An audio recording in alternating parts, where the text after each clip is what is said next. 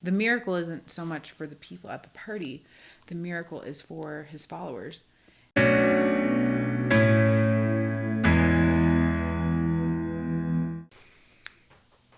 Hi, I'm Beatrice, and this is the second chapter of John as we travel through the Gospel of John. These are consecutive, so if you didn't watch the first one, you might want to go back and do that. And we will pick up with chapter 2. This is the free Bible version, which I have a hard copy of, but you can also view on the YouVersion app, Bible app. And I am using this one because it's not copyrighted. So let's pick up with chapter 2 of John, and then we'll go ahead and read it and then talk about it. 2 days later, a wedding was held at Cana in Galilee, and Jesus' mother was there. Jesus and his disciples had been invited to the wedding. The wine ran out, so Jesus' mother told him, "They don't have any more wine." "Mother, why should you involve me? My time hasn't come yet," he replied. His mother told the servants, "Do whatever he tells you." Standing nearby were 6 stone jars used by the Jews for ceremonial washing. Each one held 20 to 30 gallons. "Fill the jars with water," Jesus told them. So they filled them right up. Then he told them, "Pour some out and take it to the master of ceremonies." So they took him some. The master of ceremonies didn't know where it had come from, only the servants knew. But when he tasted the water that had turned to wine, he called the bridegroom over. "Everyone serves the best wine first," he told them, "and once people have had plenty to drink, they put out the cheaper wine. But you have kept the best wine until last." This was the very first of Jesus' miraculous signs and was performed in Cana in Galilee. Here he revealed his glory, and his disciples put their trust in him. After this, Jesus left Capernaum with his mother, brothers, and disciples, where they stayed for a few days. Since it was almost time for the Jewish Passover, Jesus went on to Jerusalem. In the temple, he found people selling cattle, sheep, and doves, and money changers sitting at the tables. He made a whip out of cords and drove everyone out of the temple, along with the sheep and the cattle, scattering coins of the money changers and turning over their temples. He ordered the dove sellers, "Take these things out of here. Don't turn my Father's house into a market." His disciples remembered the scripture that says, "My devotion for your house is like a fire burning inside of me," which is from Psalms. The Jewish leaders reacted, asking him, "What right do you have to do this? Show us some miraculous sign to prove it." Jesus replied, "Destroy my temple, and in 3 days I will raise it up." "It took 46 years to build this temple, and you're going to raise it up in 3 days?" The Jewish leaders replied. But the temple Jesus was speaking of was his body. After he raised from the dead, his disciples remembered what he had said, and so they believed in Scripture and Jesus' own words. As a result of the miracles Jesus did while in Jerusalem during the Passover, many believed in him. But Jesus did not trust himself to them because he knew all about people. He didn't need anyone to tell him about human nature, for he knew the way that people think.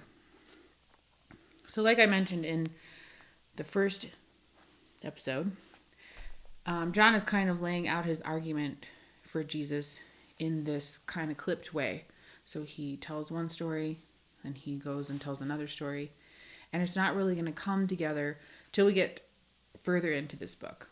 So we started the first chapter with a little bit of poetry, with talking about John the Baptist and the experience of Jesus getting baptized. There was a little bit about the Pharisees and the religious leaders, and now, and the calling of Jesus's followers.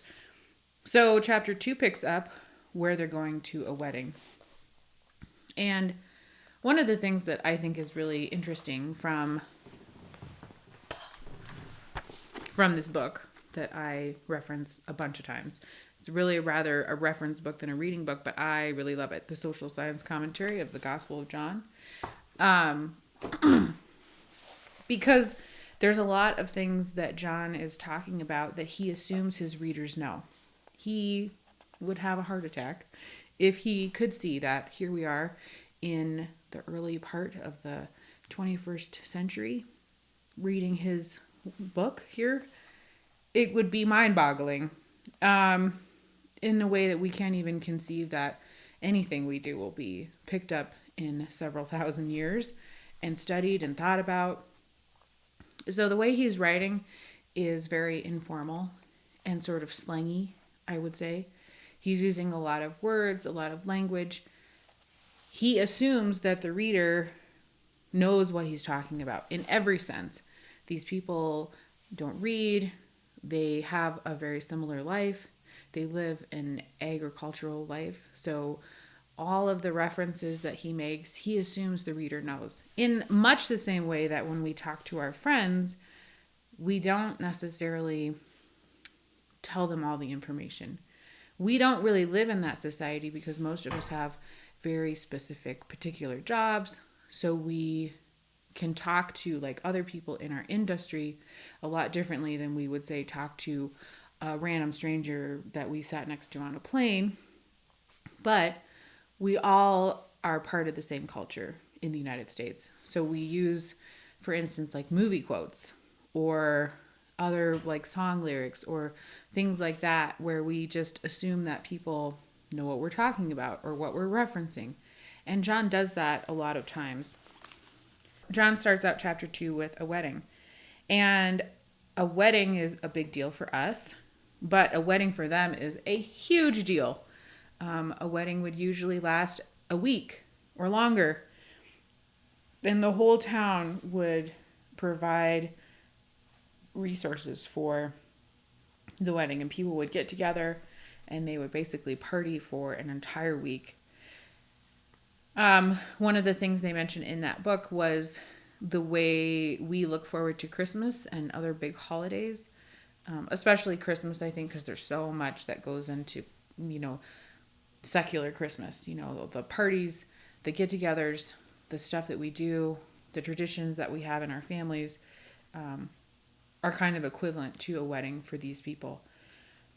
Jesus and his followers get invited to this wedding, and it's not too long into the celebration that they run out of wine, which is a horribly embarrassing thing to happen for the hosts of this party, because it is incredibly shaming. It would imply that you hadn't prepared, that it's just a really embarrassing thing for them to have happen. And so his mother comes and says, I know that you can help these people. And Jesus seems to be begrudgingly obliging, and he turns the water into wine. Which, when we read this from our perspective, seems kind of like a strange thing to be his first miracle. But actually, when we go back and we kind of look at the context, I think what he's really showing, the miracle isn't so much for the people at the party. The miracle is for his followers. And it engenders a lot of trust in his followers, because they can say, this is how Jesus rescues the reputation of these people.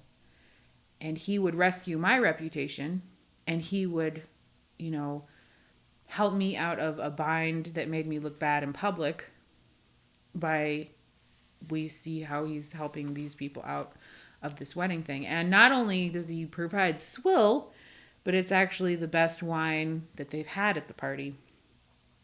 And so it's kind of an interesting snippet that John lays out for us.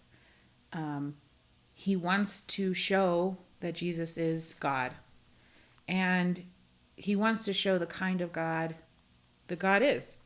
We laid out in that poetry that God is revealing himself to humanity through Jesus. And then John lays this story out as further evidence. What kind of a God is it? It's a kind of God that cares about your reputation. It's a kind of God that cares about stupid problems like running out of wine at a party. And for us, that's not that big a deal. But for them to be shamed in public at probably one of the biggest celebrations that they would have all year is incredibly important. So he's really doing this for the disciples to show them how much he cares about them. And then the next part of this chapter is that they go to Jerusalem for the Passover. Big holidays, big festivals. Passover is the biggest of the Jewish holidays. These are times that stand out for us. Again, like Christmas. You can remember many of the Christmases you've had in your life. You can remember many of the other big holidays in your life. What did you do on the 4th of July 3 years ago? You probably could sit there and, figure it out, because it was a pretty important day. So he goes to Jerusalem. This is an important day for them, an important time of year. They go together to celebrate the biggest festival of the year. Everybody is coming to Jerusalem. Jerusalem is crowded. It's a crazy time. And everyone that's going to this festival, part of this festival is bringing a sacrificial animal to the temple. And because you've traveled so far, you probably didn't bring an animal with you. You would go and you would buy it there. And so the religious leaders have set up this whole system where you can actually buy animals that are pre-vetted, because you're not allowed to bring, crappy animals with you. You can't bring lame animals to be sacrificed. You can't bring, the ones that you wouldn't otherwise want for this. They have to be perfect. So how convenient. The religious leaders have set up a system where you can buy a perfect animal. But because we're part of the Roman Empire now, we can't use that dirty money.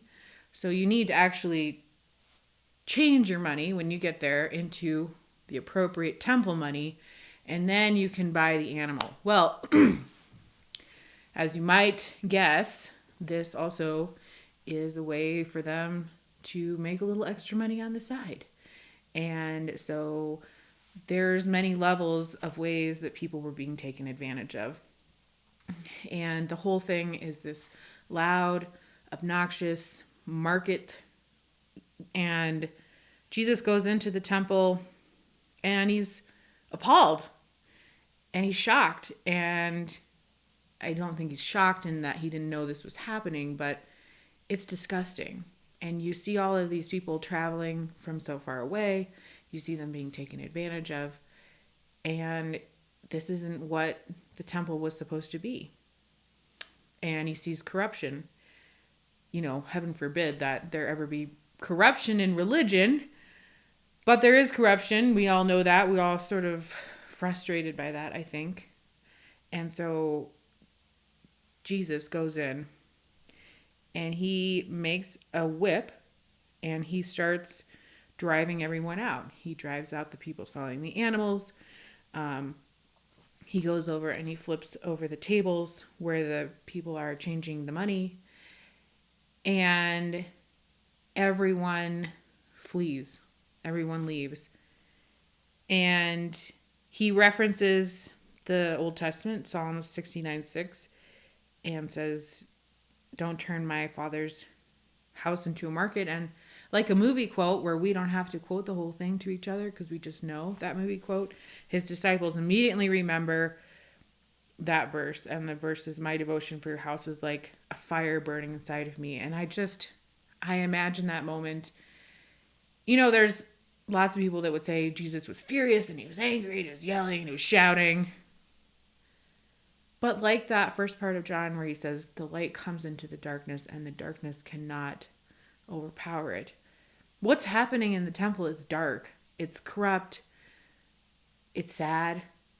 And I don't imagine him screaming and yelling, because all he has to do is go in and look those money changers in the eye and take the table and push it over. And those guys know what they're doing is immoral and wrong, and they leave because the darkness and the light don't mix. And he's protecting the people that are coming to Passover. He's making sure that the little guy isn't being taken advantage of, which I think that's something we, particularly as Americans, really feel, get him, get the bad guy, get the corrupt guy. And so there's this little snippet of Jesus saving the reputation of the people at the wedding. And then we go to the temple in Jerusalem on one of the biggest days of the year, and we see Jesus defending the reputation of the little guy, of the people that are coming, of the poor people, of rescuing them from the corruption of the religious establishment. And there's more religious establishment coming, but we begin to see this vision of Jesus. What is God like? If this is God, which I don't think we have established that it is. Obviously, John thinks that this is God. But if this Jesus is God, what kind of a God is he representing? And I believe that Jesus is God. And I can really get behind a God that doesn't like corruption, particularly religious corruption. A God that is interested in our problems, that cares about our embarrassment and our struggles. And this Jesus clearly does. And then it finishes chapter 2 by saying that as a result of the miracles Jesus did while he was in Jerusalem, many believed in him. But Jesus knows that people are finicky and easily swayed, and so he doesn't really worry about it too much. Because how often, even the Jewish leaders come after he throws the tables over and all of the money changers and animal sellers leave, the Jewish leaders, religious leaders come and they say, show us a miracle. How many people have you met in your life that say, well, if God came to me right now, then I would believe in him. Or if God did such and such. And honestly, I feel that part of God's plan is that he wants us to struggle. Again, like, this doesn't really tell you what to think. It doesn't tell you what to do. He's asking you just to struggle with an idea. And if God is too direct, in a way, he doesn't allow us to struggle or think for ourselves. And so his reply to these leaders is pretty vague and won't make sense until way later in the story. So there's some foreshadowing that there's something going to happen, that he was raised from the dead. It's a lot of foreshadowing there. But that a lot of things are happening. And there's a lot to unpack in these little snippets that John has given us. But we're beginning, I think, to see what kind of God Jesus is revealing to us. So that's the end of chapter 2.